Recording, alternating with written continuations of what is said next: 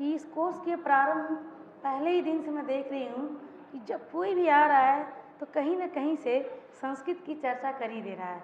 इसलिए मुझे ये बताने की आवश्यकता नहीं है कि संस्कृत की सत्ता है कि नहीं, वो मृद भाषा है या जीवंत भाषा है। शुरू में मेरा टॉपिक यही था कि संस्कृत मृद भाषा है या जीवंत, लेकिन जब तक इसकी चर्चा होती रहेगी इसका मतलब वो जीवंत है अभी, उसमें जान है अभी। IITian हो, डॉक्टर हो, इवन जज साहब भी आए, वो भी कहीं न कहीं से संस्कृत के आधार को लेकर ही बोले। और इसका मतलब कि हम कहीं भी जाएंगे, कितनी भी ऊंचाई पे जाएंगे, आगे पीछे जाएंगे, अपने घर वापस आएंगे ही संस्कृत की छाँव में। आगे देखिए, सर्वे भवन्तु सुखिनः, सर्वे सन्तु निरामयः, सर्वे भद्राणि पश्यन्तु माँ कश्चित् दुःखभाग् भवेत्। सभी सुखी हों, लेकिन सुखी हों कैसे? क्या पैसा कमाकर या किसी को मार के या खूब घर में सारे लग्जरी वाले सामान हैं उनको इकट्ठा करके हम सुखी रहेंगे? नहीं, जब हम स्वस्थ रहेंगे तभी सुखी रहेंगे। मेरा टॉपिक है प्राचीन चिकित्सा पद्धति, यानी प्राचीन काल के लोग कैसे अपने आप को स्वस्थ रखते थे।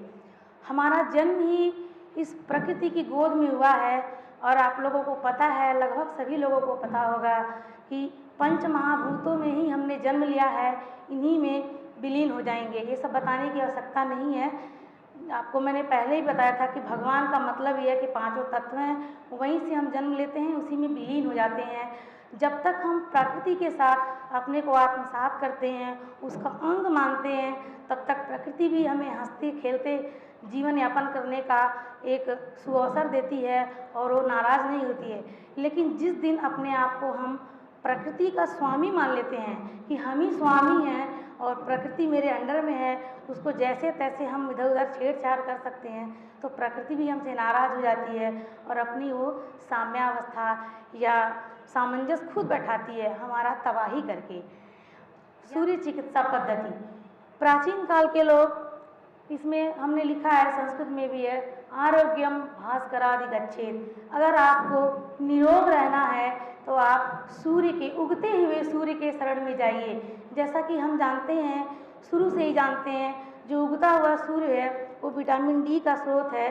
अगर उसमें हम, आजकल के डॉक्टर भी राय देते हैं कि सन बात करिए, यानी जो सूर्य उग रहा है तो वहाँ जाइए।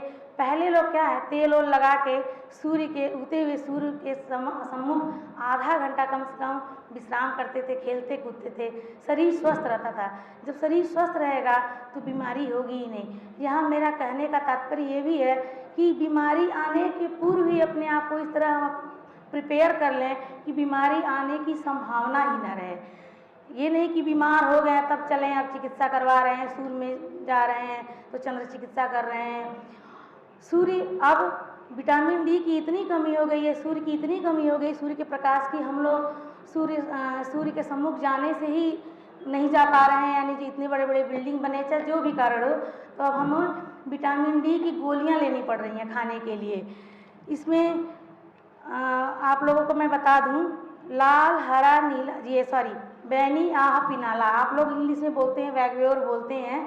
जो सूर्य की 7 किरणें निकलती हैं, उसने ही रंग के बॉटल को अब उसमें पानी रख दिया जाए तो मैडम जानती होंगी, आयुर्वेद वाली मैडम जो हैं, कि उस पानी को वात पित्त कफ, जो चीज़ बढ़ रहा है उस हिसाब से एक एक ढक्कन, 2-2 ढक्कन दिया जाए। डिटेल में मैं नहीं बताना चाहूँगी, आप लोग घबरा जाएंगे।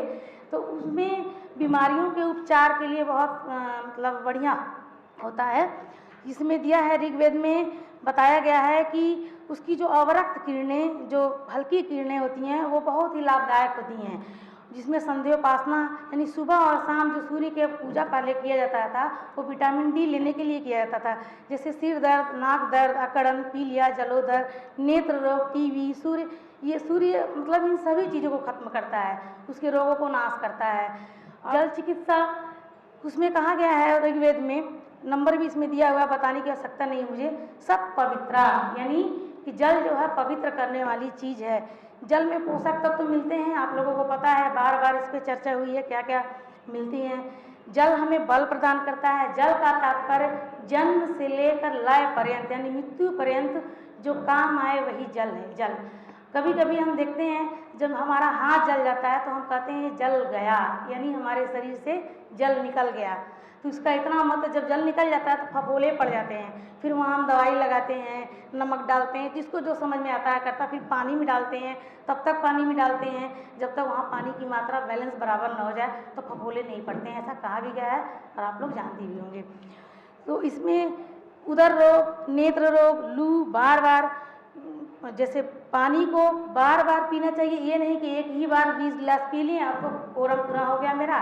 सुबह जब हम ऊषा पान करते हैं, ऊषा पान का बहुत महत्व बताया गया है, तो वो जो बासी पेट बिना कुल्ला किए, ये नहीं कि हम जाकर ब्रश व्रश कर लिए तब पिए, ऊषा पान जब करेंगे तो पेट की जितनी व्याधियाँ हैं दूर हो जाती हैं, और जब पेट आपका साफ रहेगा तो हम स्वस्थ रहेंगे। वायु चिकित्सा, वायु चिकित्सा में प्रातः काल का वायु सेवन करने से हमें लाभ मिलता है। जब हम टहलते हैं तो वो जो पेड़ पौधे होते हैं, फूल होते हैं, पत्तियाँ होती हैं, उनसे जो हवा गुजरता है वो हमें सूंघने में भी अच्छा लगता है। उसको जब हम ग्रहण करते हैं तो वाह कितना अच्छा लग रहा है। और सुबह का हवा तो ऑक्सीजन से भरा ही रहता है, सबको पता है।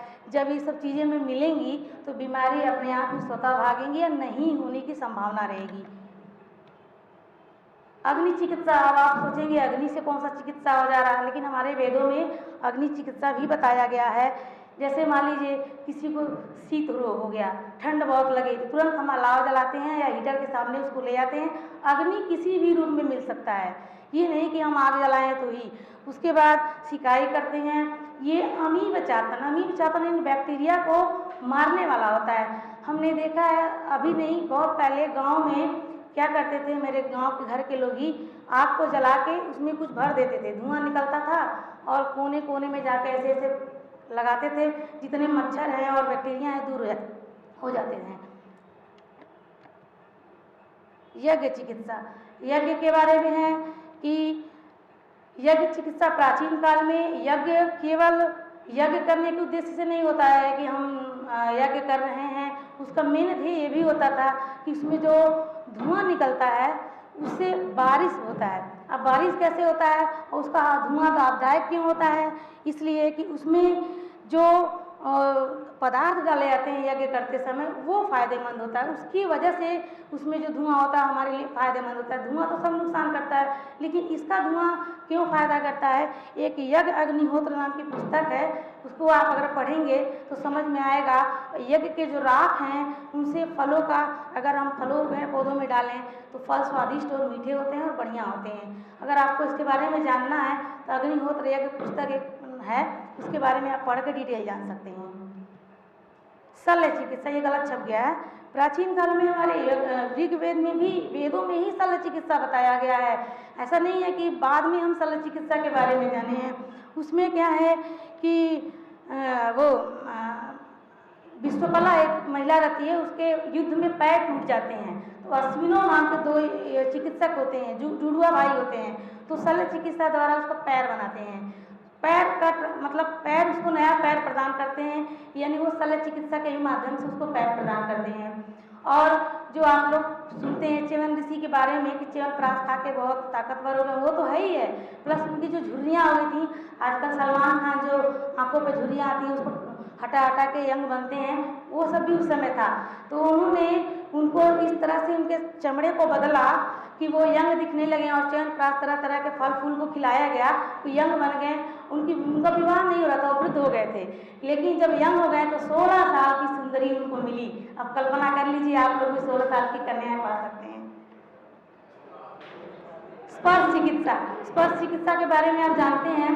स्पर्श एक ऐसा माध्यम है कि जब हम, अभी आप बैठे हैं, किसी भी महिला को कोई भी पुरुष, अन्यथा मत लीजिएगा, अगर उसे स्पर्श करता है तो उस महिला को पता चल जाता है कि किस भाव से, किस सेंस से मुझे स्पर्श कर रहा है, उसके स्पर्श करने का ध्येय क्या है। किसी बालक को या बच्चे को भी जब हम उसे स्पर्श करते हैं तो उस बच्चे को भी पता चल जाता है कि क्या है उसके अंदर। जब बीमार कोई पड़ता है, केवल स्पर्श करिए तो आधी बीमारी तो ऐसे ही दूर हो जाती है। मानसिक चिकित्सा, मानसिक चिकित्सा, जो मानसिक रोग से ग्रस्त होते हैं वो अनाप शनाप बकते हैं, तो ऐसे इसमें भी बताया है आश्वासन विधि इसकी सबसे बड़ा उपचार है कि उसे बैठाइए, प्रेम से समझाइए तुम्हें कुछ नहीं हुआ है, तुम सब ठीक हो, तुम सब कर लोगे। आश्वासन विधि सबसे अच्छा मानसिक चिकित्सा है का उपाय है। जो साइकोलॉजी जो आजकल पढ़ती हैं मैडम जानती होंगी, उन्होंने लेक्चर भी इस पे दिया था। तो मानसिक चिकित्सा के लिए सबसे बढ़िया उपाय है उसे आश्वासन दिया जाए, प्रेम से उसके साथ बैठिए, बोलिए, आधी बीमारी ऐसे ही दूर हो जाएगी। योग चिकित्सा, योग के बारे में बहुत लोगों को भ्रम है कि योग करने से नहीं, ऐसे ही जैसे सर ने बोला फूक-फाक शुरू कर देते हैं, ऐसा कुछ नहीं है। योग चिकित्सा तन और मन दोनों को जोड़ता है। जब तन स्वस्थ रहेगा तो मन भी स्वस्थ रहेगा। इसका इसमें हड़प्पा कालीन भी दिखाया गया है, उसमें योग मुद्रा में जो मूर्तियाँ प्राप्त हुई हैं उसका आगे जो बाबा रामदेव तो प्रचार प्रसार किए ही हैं, लेकिन उसका सबसे अच्छा मैं उदाहरण अपने घर में दूंगी। मेरे पिताजी 75 साल 78 साल की अवस्था में उनका डेथ हुआ। वो जब रिटायर्ड हुए तो योग करना शुरू कर देते हैं। उनके सिर पे बिल्कुल बाल नहीं था, एक रोए भी नहीं थे, लेकिन जब करने लगे तो मैंने देखा कि छोटे छोटे रोए ब्लैक से हल्के हल्के से खूब घने घने उन पर बाल आ रहे थे। मैंने पापा से कहा पापा आप तो यंग हो रहे हैं, तो उन्होंने बोला कि तुम भी क्या करो, शुरू से करोगी। मुझे तो समझ में नहीं आया, मैं बाद में शुरू किया, लेकिन तुम शुरू से ही योग करो, तुम्हें भी स्वस्थ रहोगे। लेकिन हम लोग कह तो रहे हैं, लेकिन वास्तव में मैं योग करती नहीं हूँ। करना तो चाहिए ही, लेकिन कर नहीं पाती हूँ घर गृहस्थी के मामले में। और उसके फ़ायदे हैं, इसमें बहुत टाइम नहीं है कि मैं कैसे बताऊँ। जैसे कि हमारे मोरध्वज भाई बोल रहे थे कि प्राण क्या है, प्राण निकल जाता है, मैं उसको अलग से बता दूँगी प्राण क्या है। धन्यवाद।